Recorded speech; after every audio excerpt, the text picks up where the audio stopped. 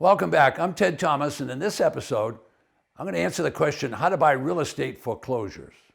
And I'm also going to cover some inside tips on how to do that and how to make money on those foreclosures. And then I'll end a session, and you want to stay tuned for that and watch that because I'm going to show you some mistakes to avoid before you buy at a tax defaulted auction. You want to be very careful of that. So stay tuned, and I'll come right back.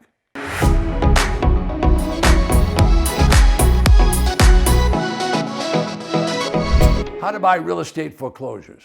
Now, there's a ton of hype out there, and I've been teaching tax liens and tax deeds for the last 25 years. And so you're probably saying, well, why is a tax lien guy talking about foreclosures? Well, you wouldn't know this, but I came from the foreclosure business before I realized how good tax lien certificates were. So let's talk about foreclosures and how they happen. It's not magic, it's kind of the black hole of real estate. So if you don't pay a mortgage, what will happen is the local bank will start a foreclosure process. In other words, the local bank is saying, look, we lent you money because you had collateral, and the collateral is going to be taken away because you're not paying us. In other words, they wanted their collateral back so that they could sell it. And they want to sell it so they can collect on the loan. So basically, if someone goes into default and they're not paying on their mortgage, now it's the same deal in California on a deed of trust, and same deal in Texas on a deed of trust, and in Georgia on a security deed. They're all a promissory note. And a promissory note simply says you're going to pay them back. And they get collateral, which is the real estate. So most people, they pledge the asset. They pledge the asset, which is the home. So if you can't pay for it, the bank has to go through what they call due process. That is, send you notice. Now, due process is the law of the land. All right, so the law of the land says they have to tell you that they're going to take their asset back. So they start sending you notice. Now, why aren't you making the payment? Well, it could be you lost your job. That's unfortunate. It could be even more unfortunate that you're getting a divorce. It could be even worse if you were sick. So there's lots of reasons, and I could go through 20 or 30 of these. But the point is, you're not paying for the asset. So the bank is not going to be sympathetic. They're going to say, all right, we're going to make something happen here and get our asset back. All right, now prior to the 1980s, this was a shameful process when people lost a property or they went to foreclosure. But in the 1980s, we had a tremendous recession in the United States, and when we did, all the property caved in value. I mean, properties went down 60%. Commercial properties went down 70 and 80%. Apartments went down 70 and 80%. So a $100,000 property would suddenly sell for $40,000. The problem was the people owed $60,000 or $80,000. So I learned about foreclosure the hard way back in 1986 when the market caved in. It caved in on top of me. At that time, I owned thousands of apartment units. So what happens during this foreclosure process? Well, there's a lot of due process. There's letters coming from the bank. In the case of a mortgage, the bank's sending notes, and then when they stop, then the attorneys start. So a mortgage is a judicial foreclosure process. That means there's an attorney required. That means it's going to cost a lot of money. That means a judge is involved. That means it's going to take a lot of time. So a judicial foreclosure process is painful. It takes a long time. The mortgage is building up because no one's paying on it. The taxes are going to get into default situation. It's really a bad situation. And in the years 2000, when the same thing took place, the attorneys in Florida learned how to drag it out as much as 2 years. All right, now it's a different story. In Texas on a deed of trust, they issue a notice of default. 21 days later, they're auctioning that house on the courthouse steps. So Texas is ruthless about their process. California takes a little longer than that, takes 111 days, but compare that with 2 years in Florida, or take another state like Oregon, takes 60 days. The point is, foreclosure can be different everywhere, but it's always the same process. The process is this. The lender, whoever it might be, is trying to get their collateral back. They want their collateral so they can sell it and stop their losses. That's all they want. That's the whole process taking place. Some places it's done by law, other places done in a judicial process. Painful, yes. Okay, so the lender is the one that decides to do it.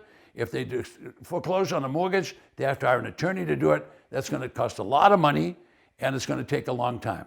Okay, it's a simple process. It's not a difficult process. If I read it to you on a piece of paper, you'd completely understand it, but the lawyers make it stretch forever. Why? Because they're getting paid by the hour. So that's a judicial foreclosure.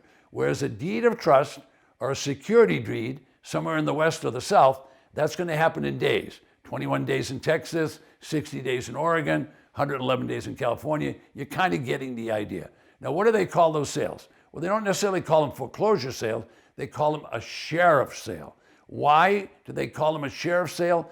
Because the sheriff works for the judge. And the judge says, the lender can have the property back, and he dictates to the sheriff, go down to the courthouse and sell the property. So in the mortgage states, it's painful for the lender, and so the lender doesn't want to lend in a lot of cases because they're afraid to get the property back, and they don't want that.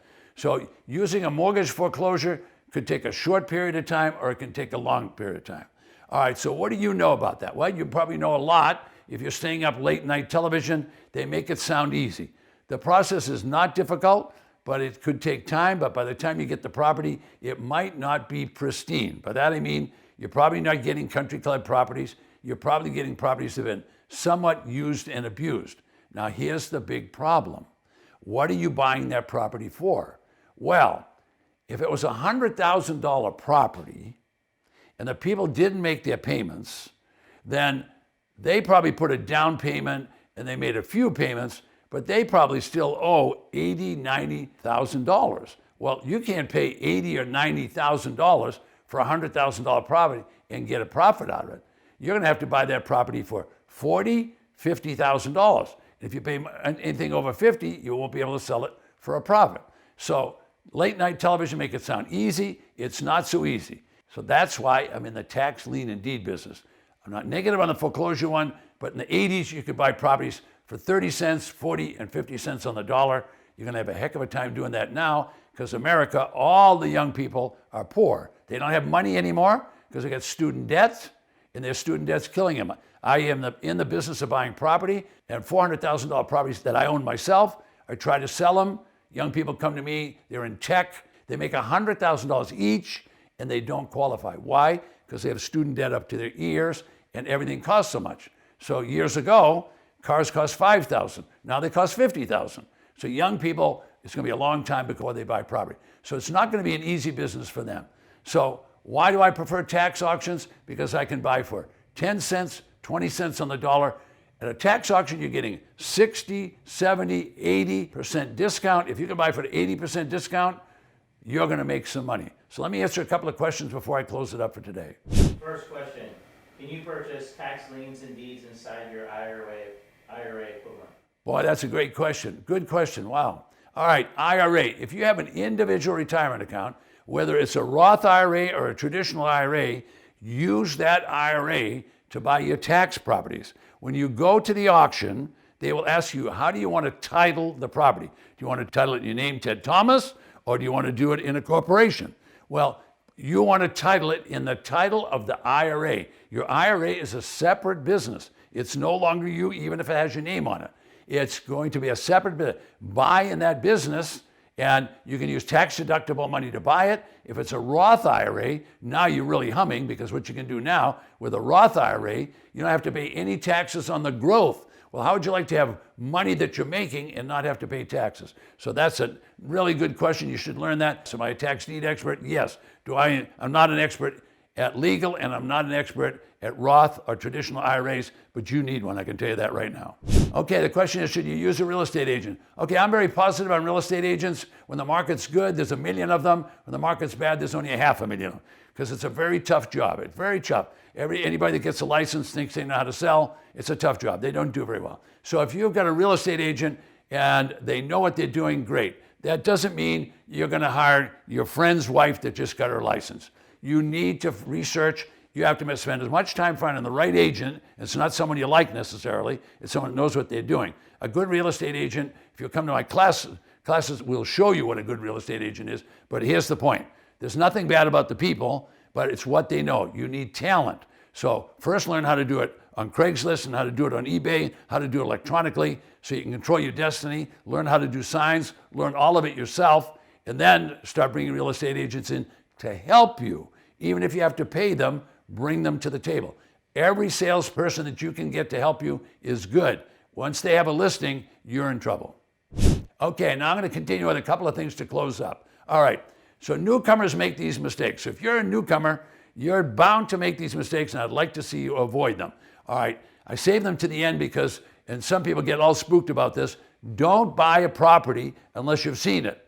Now you say, how am I going to buy online? Well, that's very easy to buy online. What you do is you hire somebody to go look at it, whether it's a paralegal, whether it's an Uber driver, whether it's a professional to go look at it, whether it's an appraiser. Someone's got to look at the property and photograph it a day before you buy it. A day, because the house could burn down. If you buy a burned out house, you're buying it. When you give your money to the tax collector, I'm telling you, they're not giving it back. They don't care what. You bought what you bought. Okay, now same situation. If you don't have an exit strategy, don't bid on the property because you don't know what you're going to sell it for. Now, those are the two biggest mistakes people make. Now, if you learned a lot on our lesson today and you want to learn more, I would like you to be part of my community. And when you do that, I'm going to give you a gift. I said gift, G-I-F-T, gift. All right, now that gift is a mini course. And it's a mini course about tax lien certificates and about tax defaulted property. For you to get the free gift, just register below. Just go below me right now and register, and I'll send you that free gift.